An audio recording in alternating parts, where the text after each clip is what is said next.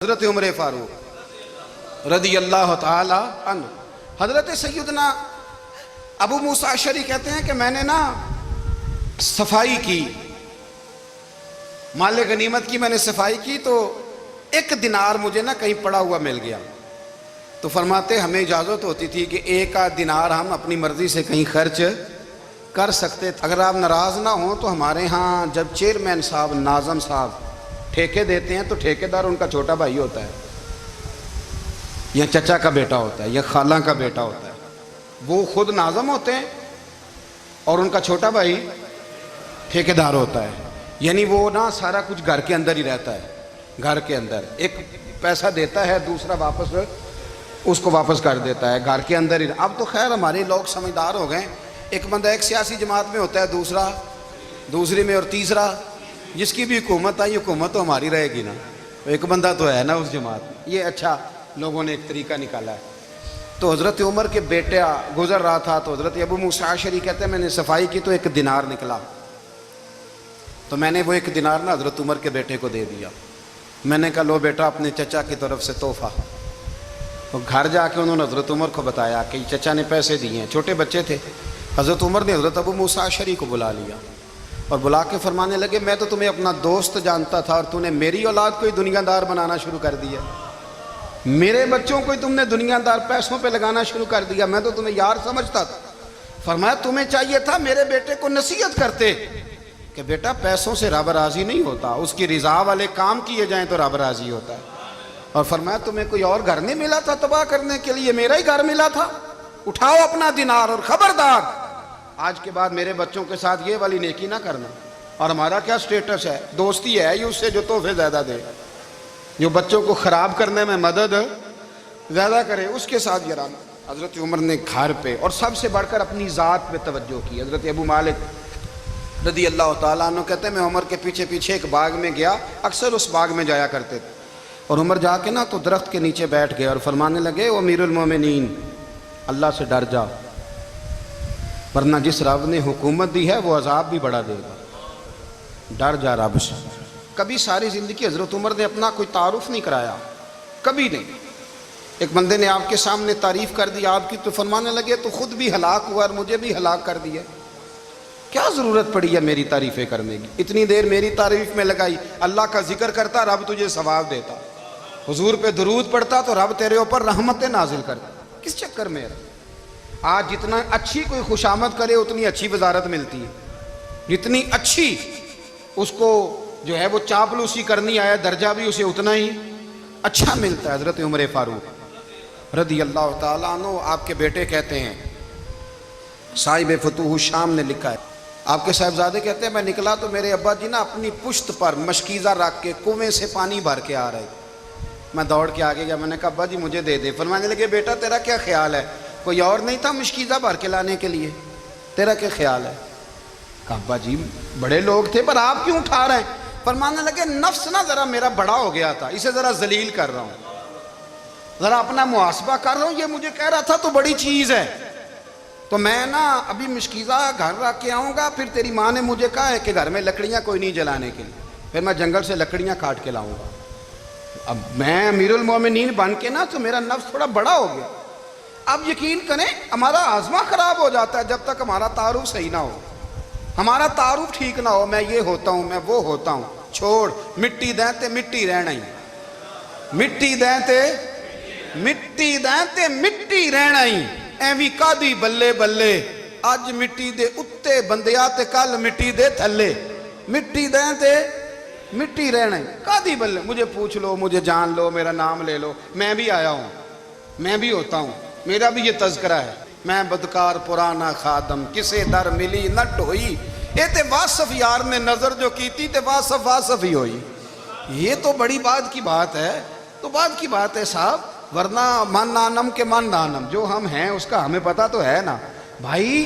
کبھی بھی یہ جو ذات کا چکر ہے نا میں بھی ہوں مجھے بھی، او بھائی یاد رکھو میں کون ہوں، یہ جو نام نمود اور یہ خواہشیں اور یہ جو وقار یہ تو کمزور لوگوں کا طریقہ ہے، جس کو اپنا تعارف کرانا پڑ گیا اس سے بھی زیادہ کمزور کوئی ہے، فوٹو میں دکھاتا پھرتا ہے فلانے کے ساتھ فوٹو فلانے، تو کمزور بندے یہ کام کرتے۔ حضرت عمر فاروق اللہ اکبر. حضرت عمر جیسا بندہ 24 لاکھ مربع میل کا حکمران اور شاہ روم کو خط لکھ کے کہتا ہے میں منت نہیں کرتا میں حکم دیتا ہوں.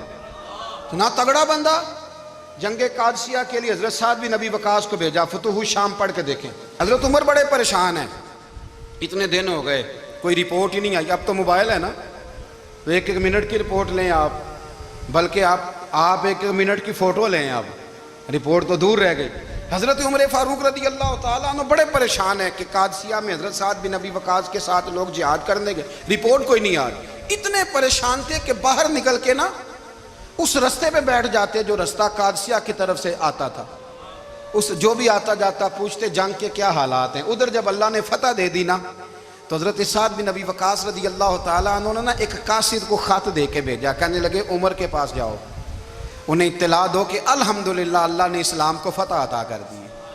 یہ حضرت عمر کو جا کے دینا. وہ بڑے پریشان ہوں گے. وہ جو اس زمانے میں اس طرح ہوتا تھا کہ کئی دور دور سے صحابہ جو دوسرے شہروں کے ملکوں کے رہنے والے ہوتے تھے وہ بھی آ کے شامل ہو جاتے تھے جہاد میں. کوئی ایک دفعہ مدینے آیا, کوئی 2 دفعہ آیا, پھر اپنے اپنے علاقوں میں. بہت سارے لوگوں نے زیادہ دفعہ حضرت عمر کو دیکھا بھی نہیں تھا.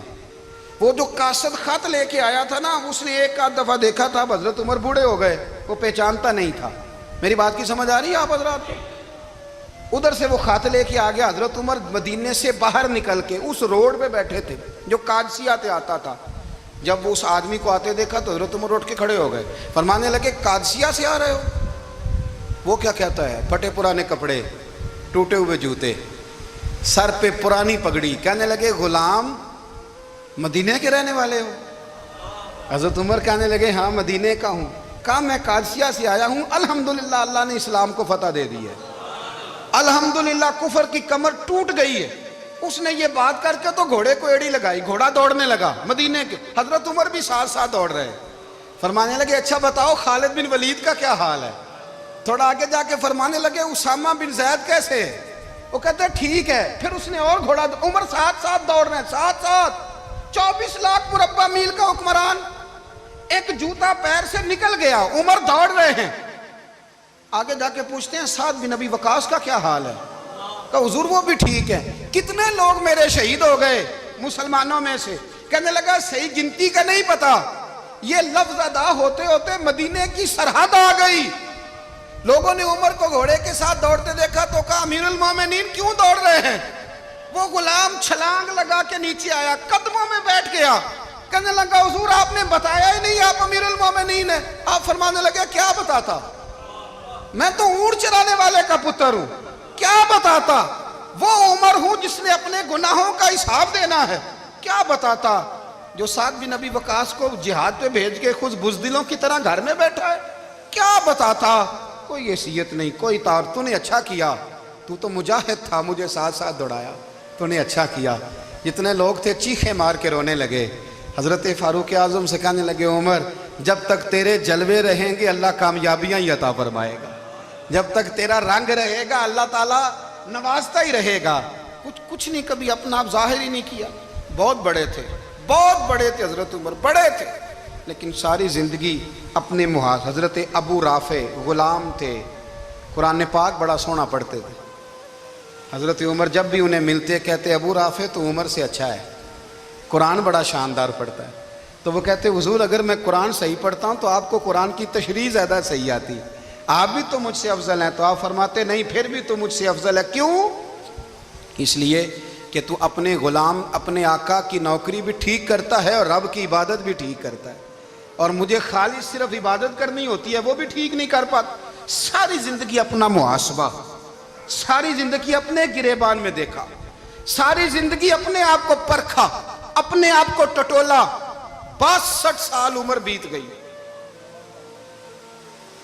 حضرت حذیفہ بن یمان ایک صحابی تھے, میرے نبی کریم علیہ السلام نا ان سے راز کی باتیں کرتے تھے. ہر بندے کا ہاضمہ ٹھیک نہیں ہوتا, سب سے راز کی بات نہیں کرنی چاہیے. حضرت حذیفہ بن یمان کہتے ہیں حضور راز کی باتیں بتاتے. مدینہ منورہ میں جو منافقین تھے ان کی لسٹ بھی نبی پاک نے حضرت حذیفہ بن یمان کو دی تھی. جب کوئی مشکوک آدمی مر جاتا نا تو صحابہ کہتے ہیں ہم دیکھتے اگر حضرت حذیفہ نے جنازہ پڑھا ہے تو ہم بھی جنازہ پڑھ لیتے. نبی پاک نے بھی کچھ جنازے نہیں پڑھے. ترمذی میں ہے, فرمایا عثمان سے جو بغض رکھے اس کا جنازہ نہیں پڑھیں گے. حضرت حذیفہ بن یمان اگر جنازہ پڑھتے تو لوگ پڑھتے, وہ نہ پڑھتے تو لوگ جنازہ نہ پڑھتے. حضرت حذیفہ بن یمان کہتے ہیں جناب عمر فاروق کی خلافت کے آخری ایام تھے, کچھ دنوں کے بعد وہ شہید ہو گئے. فرماتے آدھی رات کا وقت تھا, میں گھر میں سویا تھا بڑا بے فکر, اچانک میرے دروازے پہ دستک ہوئی, میں گھبرا کے اٹھا, اتنی رات کو کون آیا؟ کہتے ہیں قربان جاؤں, دروازے پہ گیا تو امیر المومنین فاروق اعظم دروازے پہ. میں نے کہا عمر کوئی حکم تھا تو مجھے بلا لیتے. کہنے لگے میں نا امیر بن کے نہیں آیا, تیرا ویر بن کے آیا ہوں. امیر المومنین کی حیثیت سے سرکاری کام سے بلاتا تو وہاں بلاتا, مجھے ایک ذاتی کام پڑ گیا. کہتے ہیں میں نے عمر کو گھر کی اندر بلا کے چارپائی پہ بٹھایا. میں نے کہا حضور میں غریب آدمی ہوں, میں کیا آپ کے کام آ سکتا ہوں؟ تو کہتے ہیں انہوں نے نا مجھے ساتھ بٹھا لیا, پھر میرا ہاتھ پکڑ لیا. کہنے لگے تو عمر کو جانتا ہے؟ عمر جھوٹ نہیں بولتا. تو جانتا ہے؟ عمر وعدوں کا پکا ہے. کہا حضور جانتا ہوں. کہا میں اس وقت آیا ہوں جب دیکھ بھی کوئی نہیں رہا. حضرت حذیفہ بن یمان کہتے ہیں پریشان ہو گیا, حضور پہلیاں نہ بجھوائیں, مہربانی کریں بتائیں کدھر آئے ہیں.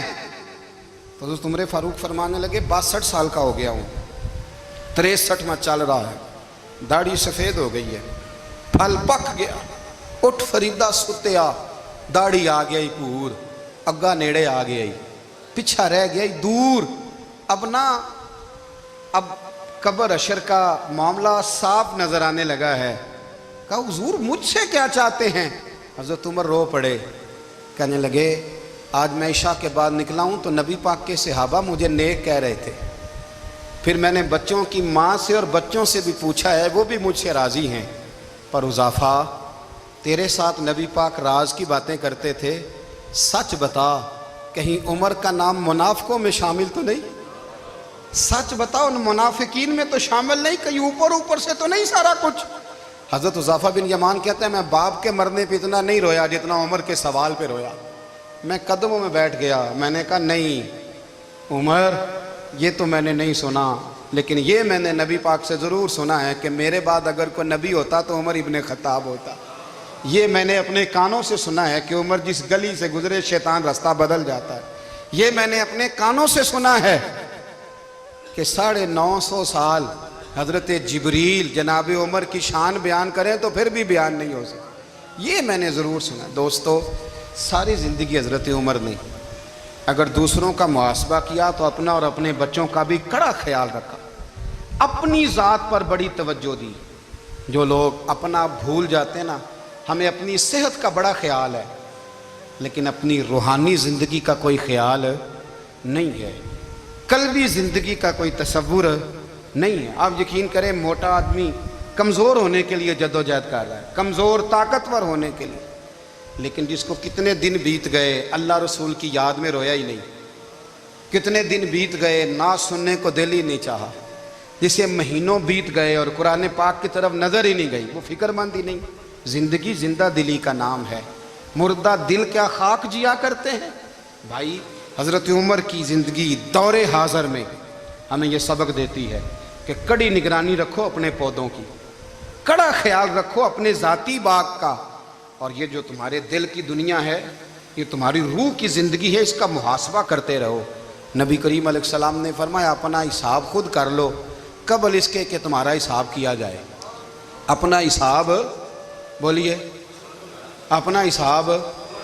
ہم ساری دنیا کا حساب کرتے پھرتے ہیں, کوئی کہاں سے کماتا ہے کہاں کھاتا ہے, پر اپنا حساب حضور نے فرمایا حساب کر لو قبل اس سے کہ تمہارا حساب. مولا علی فرماتے ہیں نماز پڑھ لو قبل اس کے کہ تمہاری نماز پڑھی جائے. یہ بڑا عجیب معاملہ ہے کہ ہم جتنے لوگ ہیں ہمارا معیار یہ ہے کہ سامنے والا غلط ہے اور میں ٹھیک, یعنی دوسرے کا بچہ گلی میں نظر آ جائے تو اس کی غلطیاں نکلنی شروع ہو جائیں گی, اور میرا بچہ سارا شہر گھوم آئے ایک ٹائر پہ موٹر سائیکل پہ تو ہم کہتے ہیں کہ ابھی بچہ ہے, انشاءاللہ سیانا ہو جائے گا. اگر ابا جی آج تک سیانے نہیں ہوئے کہ اس کو سمجھا لیں تو پھر بیٹے کا سیانا ہونا تو ہو سکتا ہے کہ وہ 60-70 سال لگ ہی جائیں. گھر کے اندر جب تک توجہ نہیں ہوتی اور سب سے پہلے جب تک اپنی ذات پر توجہ نہیں ہوتی, تو والد کا جب تک کردار بچے نہیں دیکھتے جب تک اتنی دیر تک ان کا تبدیل ہونا ممکن نہیں ہوتا۔ حضرت عمر فاروق رضی اللہ تعالیٰ عنہ نا باہر والوں کا بھی بڑا سخت حساب کرتے تھے۔ بڑا ایک گورنر صاحب نے لباس بڑا شاندار پہننا شروع کر دیا تھا تو حضرت عمر نے اتروا کے نا تو انہیں ٹاٹ کا لباس پہنا کے تو اونٹ چرانے کی ڈیوٹی دے دی تھی۔ اتنا سخت احتساب کرتے۔ کسائی کی دکان پر بھی 1-2 گھنٹے کھڑے ہوتے تھے۔ جو آدمی مسلسل 2 دن گوشت خریدتا تھا نا، فرماتے تھے اس کا ٹیکس بڑھا دو، لوگوں کو دال نہیں مل رہی اور یہ روز گوشت کھاتا ہے۔ حضرت فاروق اعظم، اس کو جزیہ کہا جاتا تھا، یا کچھ اور معاملات ہوتے تھے بڑھا دیتے تھے۔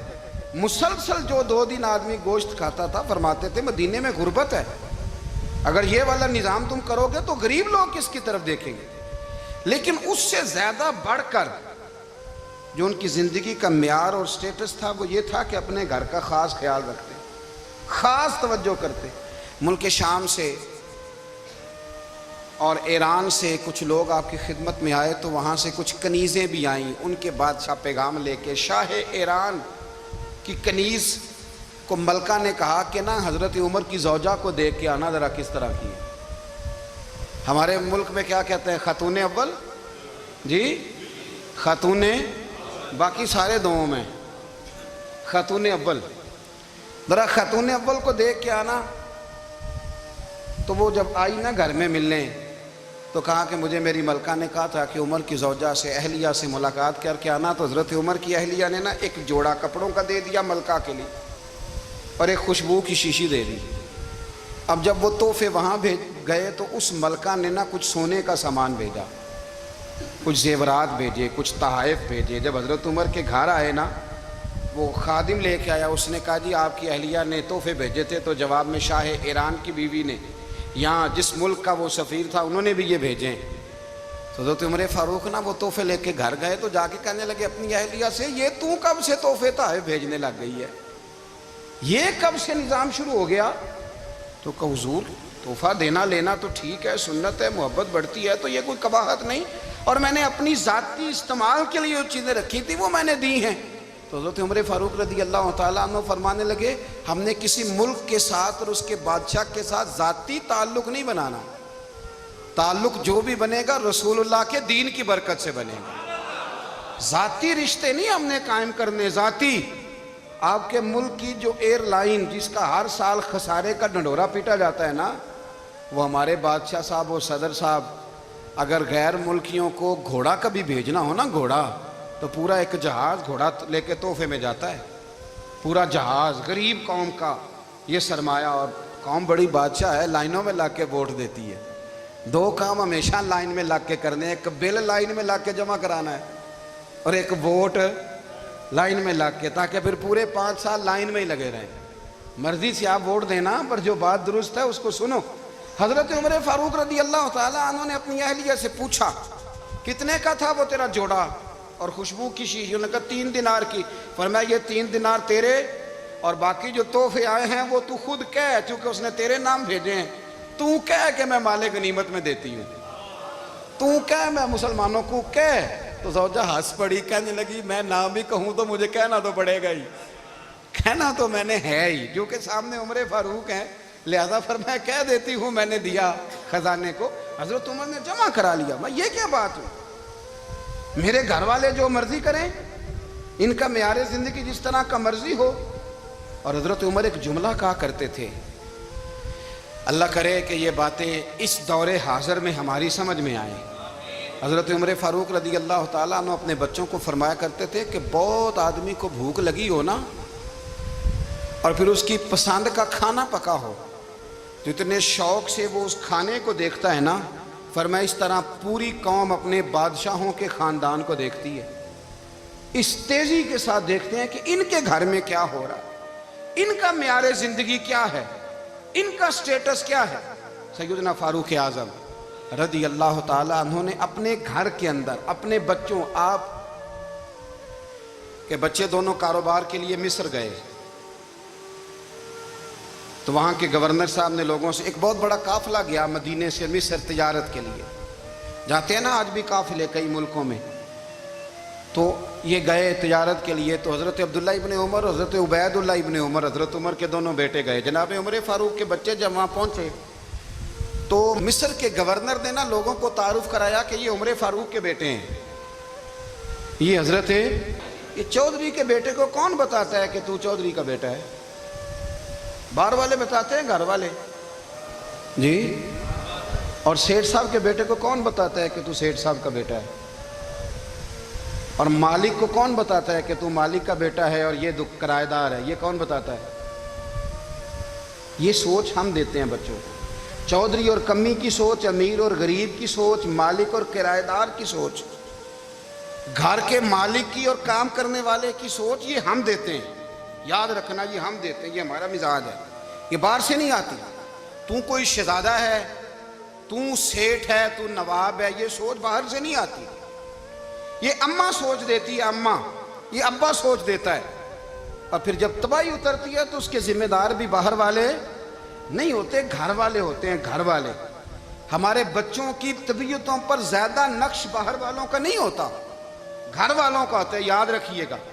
حضرت عمر فاروق رضی اللہ، بچے ہیں، شہزادے ہیں، وہ کاروبار کرنے گئے اور وہاں لوگوں نے بتایا گورنر صاحب نے کہ یہ فاروق اعظم کے بچے ہیں، امیر المومنین کے۔